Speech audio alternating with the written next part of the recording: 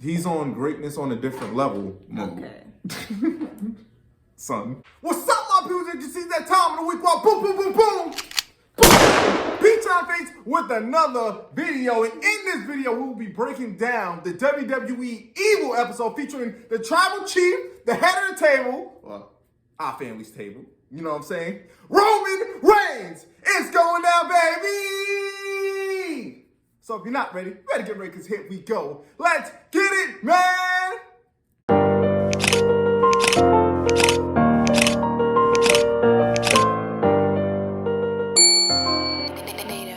First things first, off the rip, off the muscle. It's your boy, the Wildkatjaytroy. And we, let me tell y'all something. We just watched that WWE Evil documentary finally. You know, it's been out for a couple weeks. Yes. Couple weeks. And so have we. Yeah, a lot of weeks, actually. The crazy thing is, WWE rolled out a whole laundry list of these episodes, but we went straight for the head of the table. Yes, we did. We went straight for the tribal chief. You know what I'm saying? The Universal Champion for God knows how long. We've been in the reign of terror. But we wanted to break this down because she doesn't know the true origin stories of Roman Reigns, you know? I do not. So, overview of the entire documentary. I have to say that this actually made me like Roman a little bit better than I did before because I felt like Roman's character was getting a little kind of old and stale, like pretty quickly. This, I think, gave him some more dimension. I saw some other sides to him. I saw the infamous 2015 Royal Rumble, which we will talk about soon. The series so far has been great, and if you haven't seen it, go ahead and check it out. But this video, spoiler alert, will contain spoilers for those who haven't watched it. Rolling right into the video.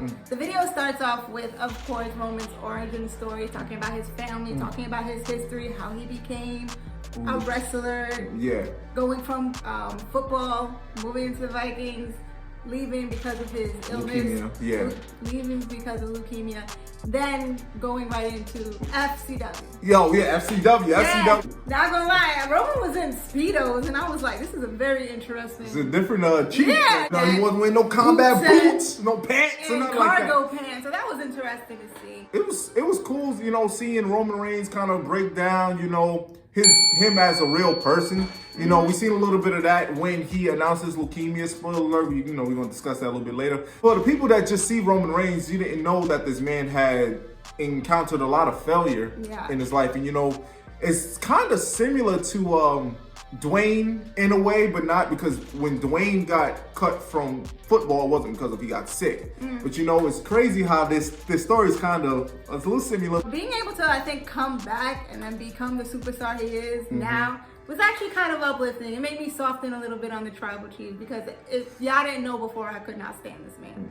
I mean, I know y'all couldn't stand him at one point, but I could not stand him. We hated him. The first thing that they do, the first thing that they show, of course, is him going into FCW, then going into NXT, him being very, very dominant.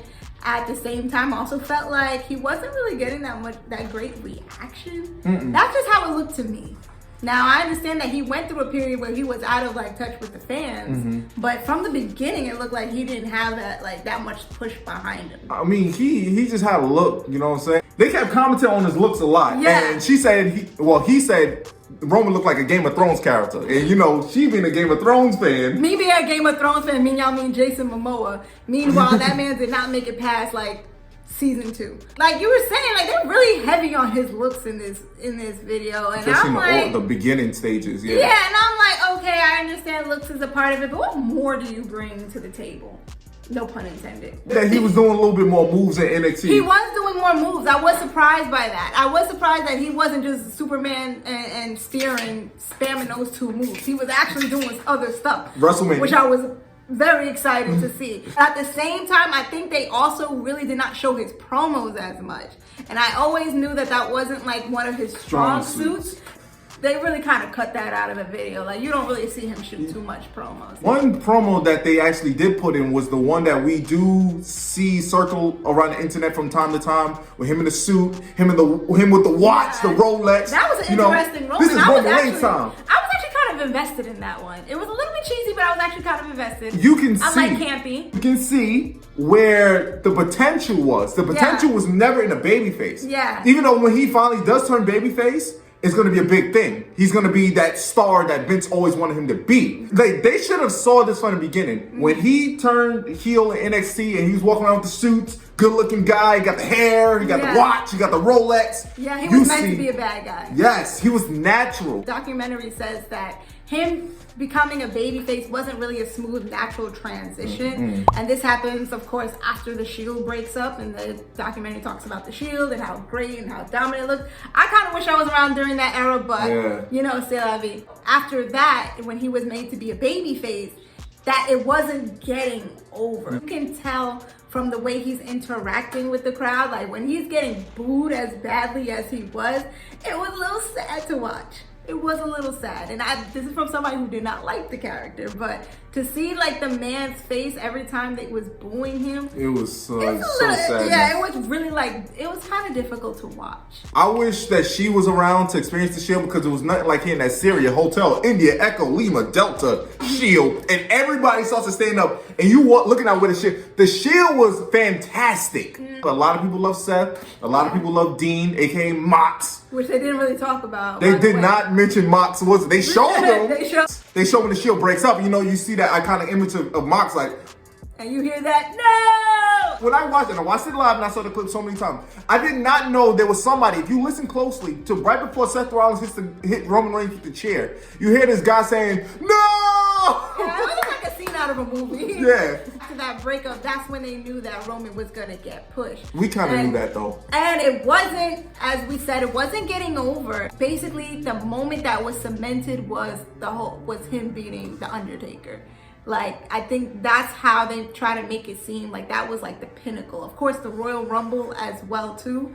But that was like the beginning of basically the end. Before we do talk about that infamous Royal Rumble, the thing I want to say that I didn't like about this documentary is that they really kind of try to make it seem like it was the fans' fault. They were making it seem like, oh, the fans were just in their heads and that they were just living in the past and they didn't want to accept the new guys that were coming in. And I know that's not true. I know that's a lie. For him and the documentary to kind of insinuate that you guys didn't like Roman just because of him beating The Undertaker, I felt like that was kind of a cheap shot. Just because you guys respect the people who came before, the legends, doesn't mean that you just hitch your wagon onto them and was gonna ride with them till the day they die. Like Roman was not the first new guy. I'm sure there was other people who came in and beat some of these legends that y'all still gravitated towards. Yeah. So I really didn't like the fact that the documentary tried to make it seem like, oh, the fans just kind of turned on Roman out of nowhere because they were too stuck in the past. That was one thing I didn't like. No. The whole thing was, going back to 2014, 2015, we kind of knew where WWE was shifting their focus. They was trying to look out for the next John Cena. And John Cena narrated the thing. Did a great job, my God, John. But anyway, they was looking for their next John Cena. And as a John Cena fan, we didn't want another John Cena.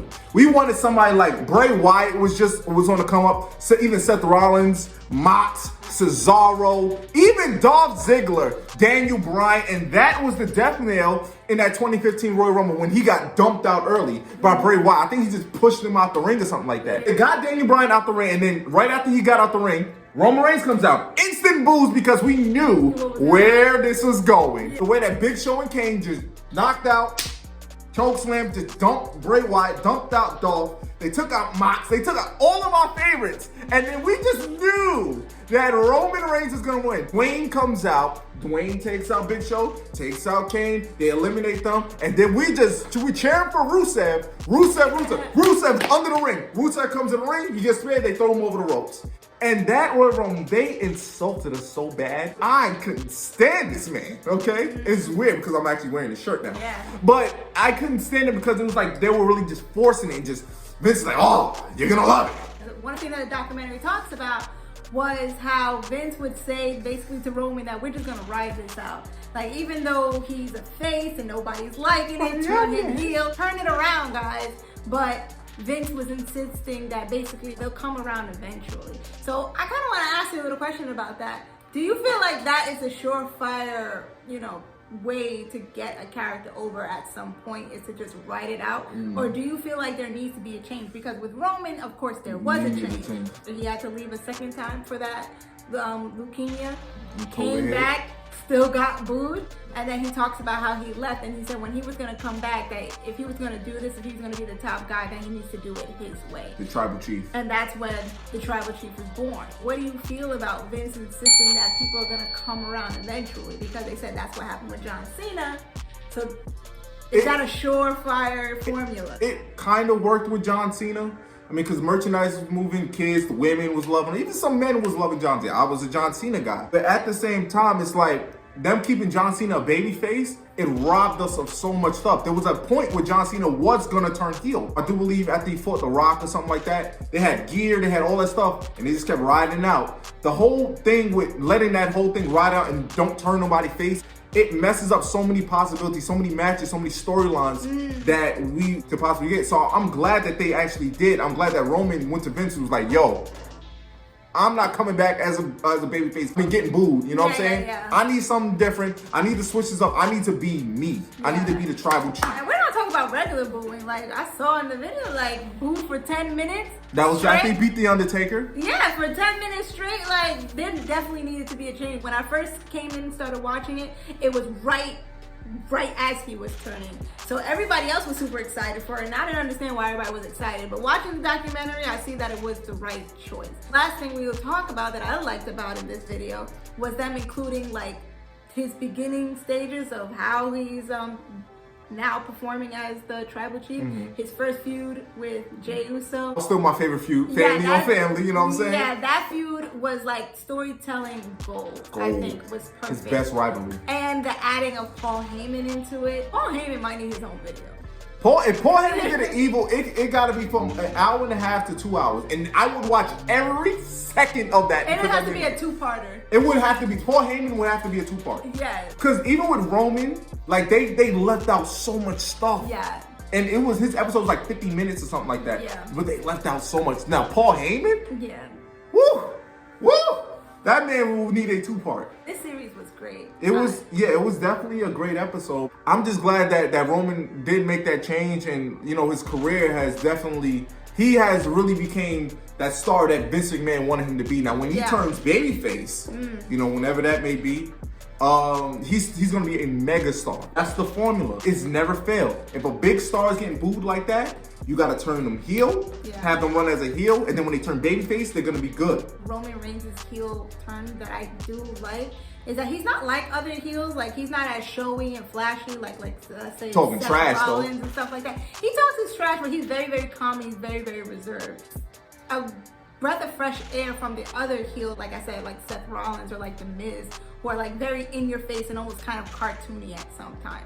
But Roman Reigns really takes himself seriously, and that's why I think the fans can take him seriously as well. He's not being a super villain, he's just being kind of like a mob boss. He's not playing like a geeky character, like, you know, I don't want to take a dig at like AEW or something like that, but like when Kenny Omega was the champion, the reason why I couldn't take him seriously was because he was way too goofy. Goofiest thing Roman Reigns did in his reign was put Xavier Woods' crown on his head. Other than that, serious, I'm dominant, and something like that. And that's the difference between that type of heel. Roman Reigns is a heel. Yeah. And then you got the Kenny Omega, the goofy heel. You know what I'm saying? Like, ugh. I mean, everybody has their taste, but I think this Roman Reigns, he's a star. It's how it should be done, and it's clear that he, like, no pun intended, but holds the reins. Like, he's in charge of his own character, and I think he's doing a really good job. He's on greatness on a different level. Okay.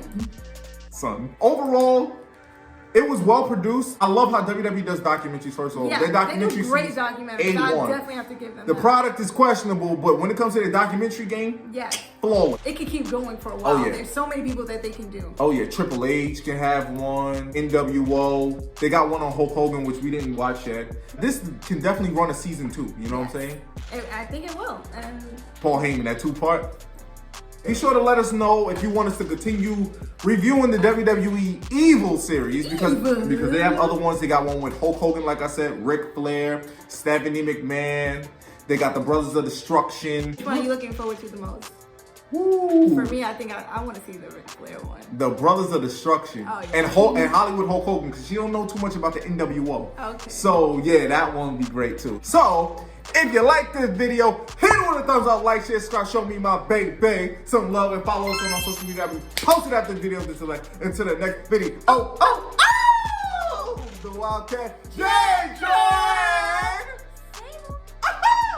is out.